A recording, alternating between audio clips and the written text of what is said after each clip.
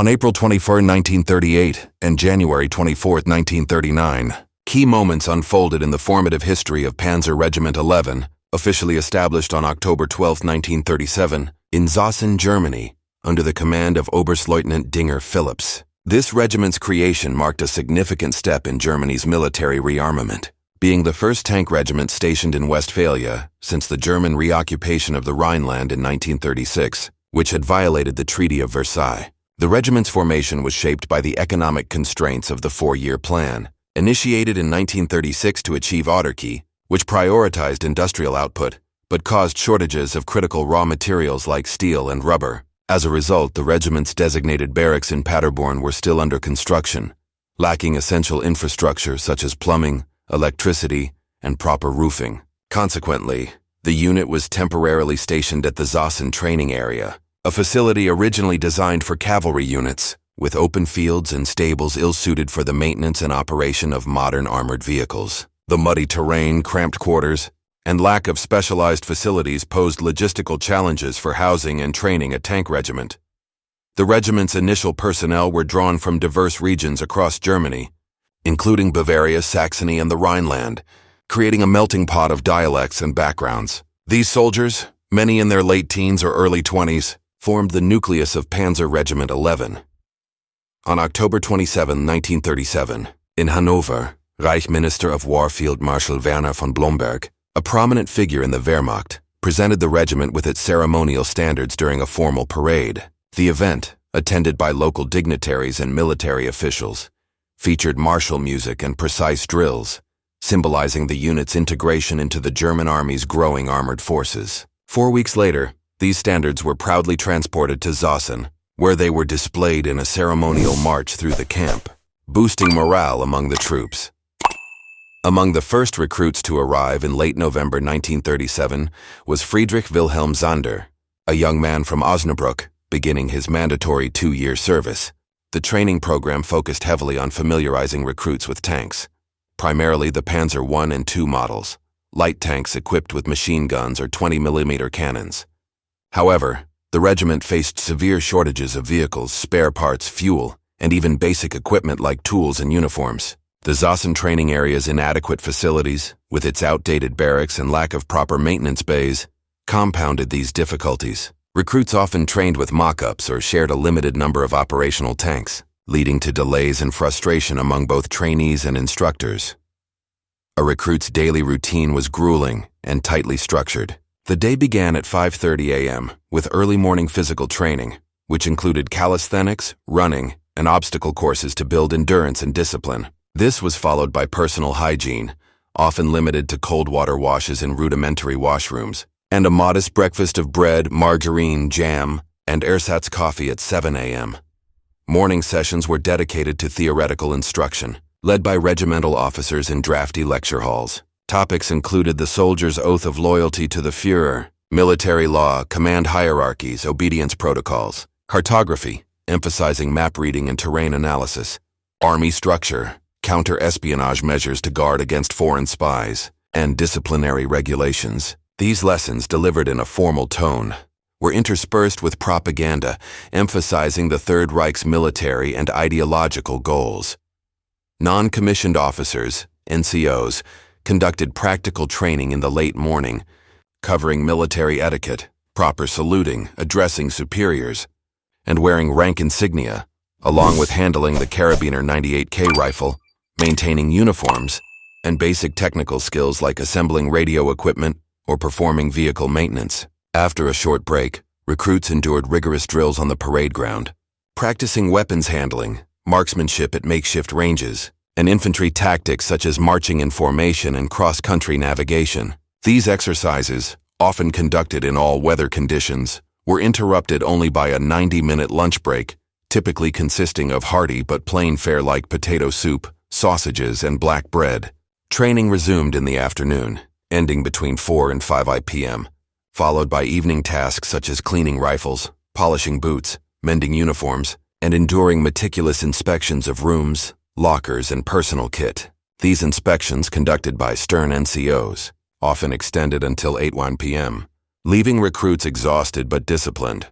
After 5 weeks of this foundational training, recruits transitioned to specialized tank instruction in January 1938. They were assigned roles as drivers, gunners, or radio operators, training on the Panzer WWII's two-man crew or the slightly larger Panzer II. The training was hands-on, but hampered by equipment shortages. Drivers often practiced on trucks or simulated tank controls, while gunners used wooden mock-ups for aiming practice. This phase culminated in March 1938 with a final recruit inspection, a formal event where officers evaluated each soldier's proficiency in drills, technical skills, and military bearing. Passing this inspection marked the shift to regular service as Panzer personnel, focusing on group and platoon-level maneuvers. Soldiers destined for NCO or officer candidacy received additional training, including advanced marksmanship with pistols and rifles, tactical instruction in sandbox exercises, using scale models to simulate battlefield scenarios, and report writing for operational planning. Cartography lessons emphasized sketching terrain features, while firing exercises on the move taught crews to coordinate in dynamic conditions. Combined arms tactics, integrating tanks with infantry and artillery, were practiced in simulated battles, and command techniques were drilled through role-playing exercises. NCO candidates also attended ideological lectures on National Socialist principles, German history, racial policies, and party affairs, designed to align them with the regime's worldview. Weekly 15-minute sessions reinforced personal conduct, teaching recruits how to present themselves confidently before peers and superiors, with emphasis on posture, tone, and deference. In early April 1938, the regiment began its relocation to Paderborn. Despite the garrison's incomplete state, the barracks lacked running water, electricity, and heating, forcing soldiers to rely on portable steam heaters to warm the accommodation blocks during the chilly spring nights. Unpaved roads turned to mud in the rain, and vehicle hangars remained roofless, exposing tanks to the elements. Field kitchens, set up in open courtyards, served basic meals like stew and dumplings, as permanent kitchens were not yet operational. Construction delays persisted until early 1939, when the Paderborn garrison was fully completed, offering modern facilities with heated barracks, paved roads, and dedicated maintenance bays. Technical training intensified in Paderborn, with a strong emphasis on driver proficiency. German military driving instruction was renowned for its rigor, requiring drivers to master not only vehicle operation, but also field repairs using onboard tools. Each driver learned to troubleshoot mechanical issues, such as replacing spark plugs or patching fuel lines, without relying on maintenance platoons, a skill that would prove critical during the rapid campaigns of 1939 to 1941. Physical fitness was equally prioritized, with daily sessions of football, handball, athletics, including sprints and long-distance runs, and swimming in nearby rivers or pools. The regiment conducted its first large-scale field exercises in the Westphalian countryside, involving coordinated maneuvers with tanks, infantry, and support units, as well as long-range drives to test crew endurance and vehicle reliability. Diary entries of Friedrich Wilhelm Sander, April 21, 1938.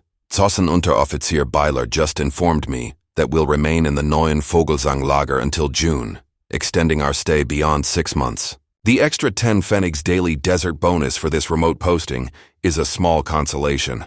The camp, nestled in a dense forest with budding spring greenery, is surprisingly charming. Well-maintained paths wind through the trees, and the air carries the scent of pine and damp earth. Yet, our new Paderborn barracks remain unfinished, no running water in many blocks, and meals are cooked in field kitchens, their smoke curling over the camp. I'd prefer staying here, especially since the post-Easter lull means less work. Many regular soldiers are on leave, and recruits are occupied with the Wehrmacht Motor Racing Championship nearby. This morning, 3 of us hauled coal at the depot, sneaking glances at the races, sleek motorbikes and cars tearing through the course, engines roaring. In the evening, we rearranged rooms in the Landwehr barracks, catching sight of mud-splattered racers rounding the hospital corner. Our regiment's 3 vehicles were barred from competing, as our crew's knowledge of the terrain gave them an unfair edge. We felt for Feldwebel JN, whose silver medal from a prior race is now a proud fixture in our maintenance workshop. His start number displayed like a trophy, writing in the mess hall, "I'm surrounded by infantrymen from IR-64 downing beer in staggering quantities." Our Panzer branch, however, demands sobriety. Drivers, gunners, and radio operators must stay sharp. Overindulgence is rare, though some drink to forget personal troubles like my lingering frustration from leaving Osnabrück. I drank endless coffee there, yet my thirst lingered, a metaphor for my unresolved feelings. At Café Lear I waited for Ruth, hoping for a quiet talk at a secluded table. She didn't find me, and our brief encounter at the station was a flurry of empty words and mutual disappointment. Perhaps this relationship is doomed, but the army's taught me patience. I'll wait and see. April 22nd, 1938. Zossen today was light work. Morning cellar duty with Wahlberg, a lively Rhinelander with a quick laugh, kept us busy hauling crates. Later, I handed over 2 rooms in Officer Barrack 11 to a lieutenant from I-109 Ettlingen, his crisp uniform a stark contrast to our dusty fatigues. In the evening, 3 of us helped 2 paymasters from our battalion, including Zalma Moller, an old schoolmate from Osnabrück. Packing their boxes, we swapped stories of our hometown's cobbled streets and familiar haunts, a welcome nostalgia. Zossen hosts the final stage of the German Army Motor Racing Championships, a spectacle drawing competitors from the Army, Navy, and Luftwaffe. At 1900 hours, the starting line buzzed with roaring engines, motorbikes, cars, and lorries kicking up dust. Crowds cheered, and Bosch representatives, some in dashing trench coats that billowed like capes, distributed spark plugs and offered technical aid. Their presence lent an air of industry prestige, and I couldn't help but covet one of those coats. Our radio operators, thrilled to work with race control and 2 Panzer Befehlswagens, were swarmed by journalists and Wochenschau crews. Comrade Eric L's voice, barking technical terms through his throat microphone, was recorded on wax and broadcast by Reichssender Cologne, sparking envy in Weiss, who'd been photographed but missed such fame. Rumors swirl of a transfer for second-year signals platoon members to a new regiment in Harburg, a posting near home that excites me. For now, we're stuck here until June, with leave planned for Pentecost, June 3 to 8, and live firing exercises in Welsen thereafter. Harburg or Zossen, I'm optimistic about what lies ahead. April 26, 1938, Zossen yesterday. Our 2 Gefreiters, Mosa and Hanlein, returned from paternal leave, Mosa's booming voice recounting exaggerated tales of his exploits. Hanlein from Schweinfurt launched into a droning song, and when I teased his unchanged singing, he retorted that my freckles, now more prominent from yesterday's coal dust, made me resemble a crumb cake. Shoveling 200 kilos of coal onto a diesel truck left us looking like chimney sweeps, our faces blackened and eyelids darkened as if caked with coal.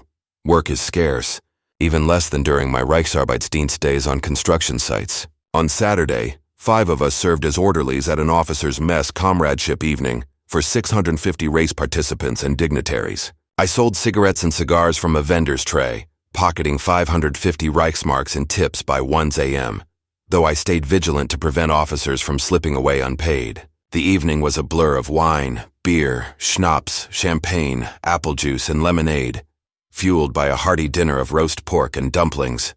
Returning at 3:00 a.m., we found Wee asleep, his bare backside gleaming comically in the moonlight, prompting raucous laughter that woke the entire floor. 90 minutes later, hungover, we dragged ourselves to Sunday's firing practice, our aim predictably poor. The evening featured 10 Army generals, a Luftwaffe general, several admirals, and party and industry elites. Our regimental band in sleek black uniforms played stirring marches, their 11:00 p.m. fanfare earning thunderous applause. The Kriegsmarine's sharp uniforms and synchronized rocket performance, complete with whistling, outshone the Luftwaffe's younger, rowdier officers. The sailors' racing victories added to their prestige, their camaraderie infectious. May 5, 1938, Paderborn lying in bed. I watched 2 comrades sweep while our battered Volksempfänger blasts the Italian national anthem, celebrating Hitler's visit to Italy. German radio relays music and reports from Rome, and after the Unteroffiziers rounds, we played dance hits like Im Mai, its lyrics about fickle springtime hearts echoing through the barracks. Radio exercises, 8 to 10 weekly, take us into Paderborn's rolling hills, often under Feldwebel Metzen, Unteroffizier Schulze, Little Muck, and Unteroffizier Reyer. These outings, sometimes thinly veiled joyrides, end with engine breakdowns that let us soak up the sun. On Tuesday, Unteroffizier Beiler and I drove to Neuenhirse-Marburg, where he visited his fiancée, Hilda, his engagement ring comically worn on the right hand. Racing through the town's steep streets, we marveled at its mountaintop perch, its ancient copper mine tunnels a dark curiosity. During a break, Byler and Little Muck's mock fight ended with a thermos of coffee smashing into Byler's back, aggravating his sciatica and sparking laughter as he hobbled after his assailant. May 6, 1938, Paderborn WWII. Spent the day traversing rough terrain to visit Redabteilung 516 in Fehlburg. Map reading was a nightmare, with Metzen's griping adding to the strain. A stop in Niedendorf drew jeers about my SS training, though I retorted I could at least read a map. In Velberg, we installed tree hooks and laid cables underground, a backbreaking task that left me soaked in sweat. Metzen and Little Muck, meanwhile, shopped, leaving me to slog alone. Passing a female Reichsarbeitsdienst camp near Buren, Metzen flirted unsuccessfully with the girls, who peered curiously from barrack windows. Later, in Bad Dreiberg, we performed daring vehicle stunts, earning glares from spa guests. At the RAD camp, I reconnected with comrades like Viet and an infantry reserve officer candidate who'd courted Elizabeth Bueling. A curmudgeonly general's botched review led to a 4-week curfew, a stark reminder of military discipline. May 10, 1938. Paderborn transferred to the regimental staff as a wireless operator under Lieutenant Arenberg. I find the role less relaxed than my 2nd Battalion posting. Last weekend's leave was a letdown. My hoped-for meeting with a certain young lady fizzled into a church obligation and awkward small talk. My mother urges me to avoid a monkish life, but our clashing political views, hers indifferent, mine shaped by army indoctrination, make compromise impossible. I'm resolved to focus on duty, steering clear of the reckless romantic pursuits some comrades indulge in. May 13, 1938. Paderborn motion sickness plagues me as a wireless operator, especially in the bone-rattling KFZ-17. Today's race in an 8-cylinder Horch was brutal. Its vaunted suspension no match for the rutted roads. I nearly vomited on my radio set, but Oberfeldwebel Polar's telegraphy and my encryption work went smoothly. The physical toll was immense, yet the technical success was a small victory. May 16, 1938. Paderborn Mondays are relentless. Uniform inspections bookended the day, my greasy field cap drawing the Spice's wrath. After cleaning it, I passed muster. Tank exercises were subpar, disappointing Oberfeldwebel Polar, but Gefreiter Ribsum's secrecy concerns halted my diary writing. The regimental staff's strict discipline is a stark shift, demanding quick adaptation. May 18, 1938. Paderborn service ended at 6:00 p.m., and I'm waiting for coffee amid the staff's lazier members. Ting, Boff, and Michi's chief among them. Evening sports saw our signals platoon lose a handball match to the light platoon, followed by dodgeball where Boff's 3-kilo medicine ball hit my face with force. Whitsun leave applications are tightly regulated, and non-swimmers face restrictions after a sparsely attended swimming lesson. A midnight alarm sent us racing in the KFZ-17 until 4 a.m., sending messages flawlessly before a debriefing at Benhausen. May 21, 1938. Paderborn room and locker inspections were a theatrical affair, with the company cleaning to the rhythm of the Badenweiler March. The barracks gleam, chairs white as the apple blossoms outside, and Gefreiter Rubsam and Fitzer adorned their lockers with silk bands. The spies approved my locker but nitpicked Hatings. A small victory in the relentless scrutiny. A small victory in the relentless scrutiny. June 1, 1938, Paderborn on block guard duty. I write freely. Tomorrow's leave until June 8 is secured, but a 15 Reichsmark fine for stolen headphones from Alt Vogelsang stings. I'll source a replacement. Today's 5 kilometers forest run saw our team place second, the shaded route past fish ponds ending at the Schützenhaus, a dance hall popular with soldiers. Recent radio exercises caused headaches from prolonged headphone use, and Egon's reckless 80-100 km/h driving defied orders. The signal squadron's wrecked vehicles highlight the need for discipline. November 1, 1938. Paderborn post-Sudetenland campaign. I'm at the regimental switchboard, a complex stationary setup compared to field operations in barns and sheds. The wire entanglement is daunting, but the evening quiet allows writing. I sent cards to my mother and considered one for Kurt Schwartz in Schweinfurt. My reserve officer candidacy hangs in the balance, with promotions due November 3rd. Songs from Czechoslovakia about Pilsen's beers and Prague's women linger, a testament to our campaign's camaraderie. November 7th, 1938, Paderborn, now a Gefreiter and recruit instructor. I endure drills but celebrate my reserve officer candidacy. The course inspection looms with leave promised if we pass. Ruth's memory haunts me, our 5-year acquaintance stagnant. Winter in Paderborn could have been ideal for dancing lessons, but my new role consumes me. November 10th, 1938. Paderborn promoted to Gefreiter and recruit instructor. I passed Major Cole's inspection. Presented to Oberst Phillips by Lieutenant Schmidt, whose theatrical demeanor amused us, I endured his critiques but shone.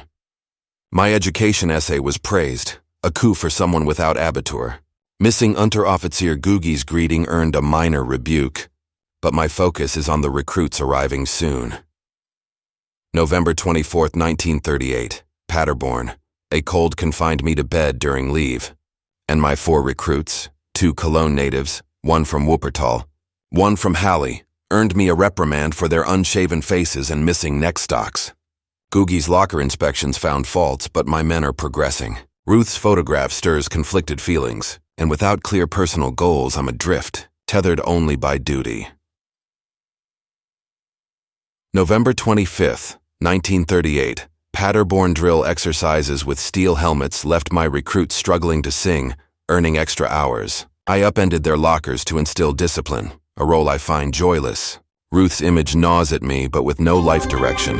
Neither my father's shop nor officer ambitions inspire. I feel lost. Poorly tailored trousers, creased and shoddy, mirror my broader frustrations with fleeting aspirations and cheap shortcuts.